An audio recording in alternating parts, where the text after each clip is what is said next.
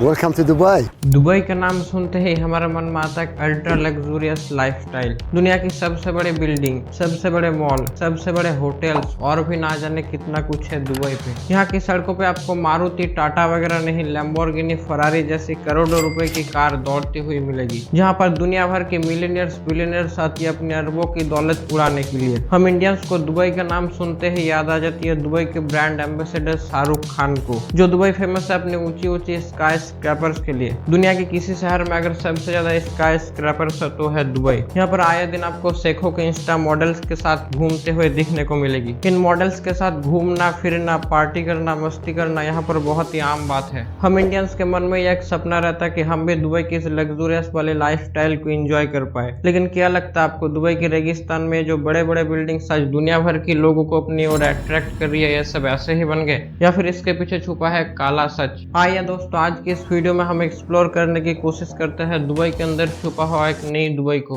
Habibi, come to Dubai. In Dubai. How much luxury money can buy in Dubai? How did Dubai? गुजारिश ये है, कोई Dubai को आगा पछतागा।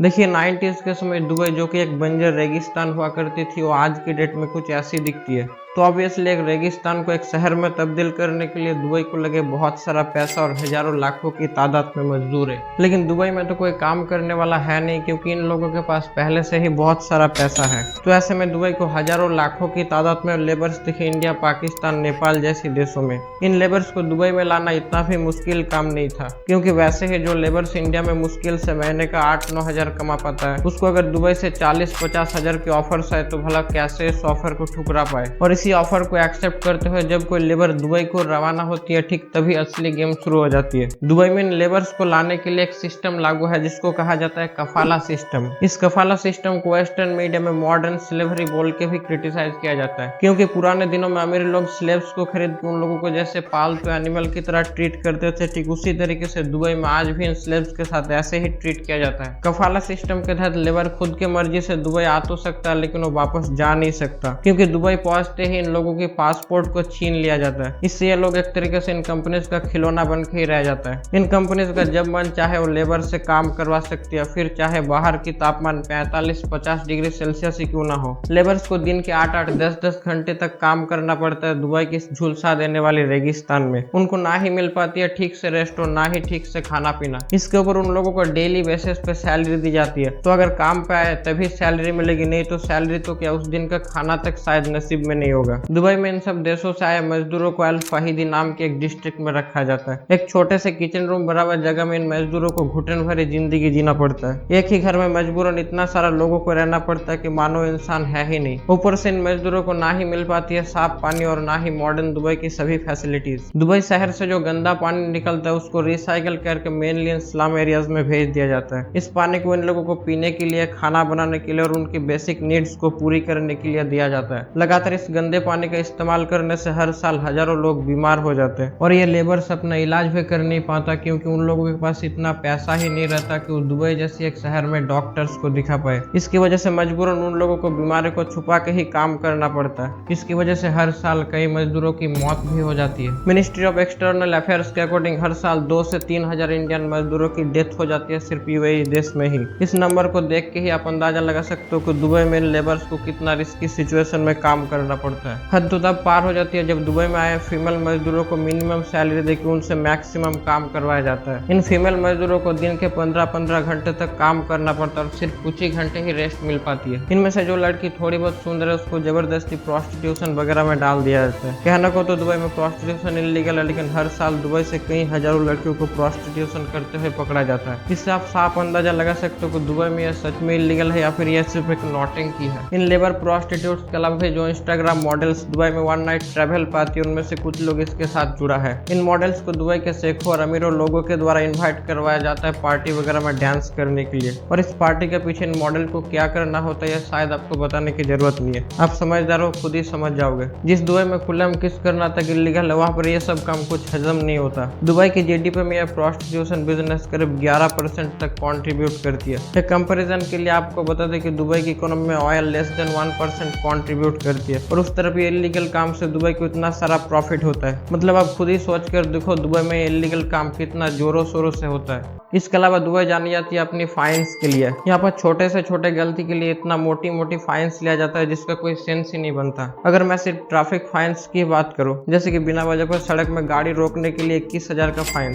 10 साल से छोटे बच्चों को अगर फ्रंट सीट में बिठाया तो 8,000 का फाइन, एम्बुलेंस और पुलिस की गाड़ी को अगर साइड नहीं दिया तो 65,000 का फाइन, बिना वजह से इंजन मॉडिफाई करवाया तो 21,000 का फाइन, और ऐसे ही ये लिस्ट आगे बढ़ती गई। दुबई ऐसे ही बहुत सारी फाइन्स चार्ज करके हर साल मोटी रकम कमाता है। तो यहाँ के ड्राइवर्स पहले से ही डरे हुए रहते हैं कि उनका पूरा सैलरी कहीं फाइन्स चुकाने में ही चला ना जाए। अब आपके मन में शायद ये सवाल आ सकता है कि दुबई को तो इंटरनेट में कुछ और ही दिखाया जाता है। यहाँ पर अमीरों लोग पार्टी करते हैं, रास्ते में महंगी गाड़ी लेकर घूमते और लोग ऐसो आराम वाली जिंदगी जीती है। लेकिन मेरे दोस्त ये सिर्फ दुबई का 30% आबादी है। इंटरनेट पर आपको इन लोगों को ही ज्यादा दिखने को मिलती होगी, लेकिन बाकी का 70% को कोई नहीं दिखाना चाहता। देखिए दुबई ने कुछ ही सालों में जो ग्रोथ हासिल की उसके लिए उसको काबिल तारीफ, लेकिन विकास के इस रॉकेट स्पीड को पाने के लिए दुबई ने जो नियम कानून बनाए उनमें से बहुत सारी कमियां हैं। जो लोग अपनी जान को हाथ में रख के दुबई के लिए बुर्ज खलीफा जैसी इमारतें बना रहे हैं उनको ही दुबई अच्छी तरीके से शोषण कर रहे हैं। मैंने इसलिए वीडियो नहीं बनाई कि मैं दुबई का नाम खराब करना चाहता हूँ, बल्कि मैंने इसलिए वीडियो बनाई ताकि आप भी सच को जान सको, क्योंकि सच को जानना हमारा अधिकार है। वीडियो अगर पसंद आए तो इसे लाइक और चैनल को सब्सक्राइब करना ना भूलना।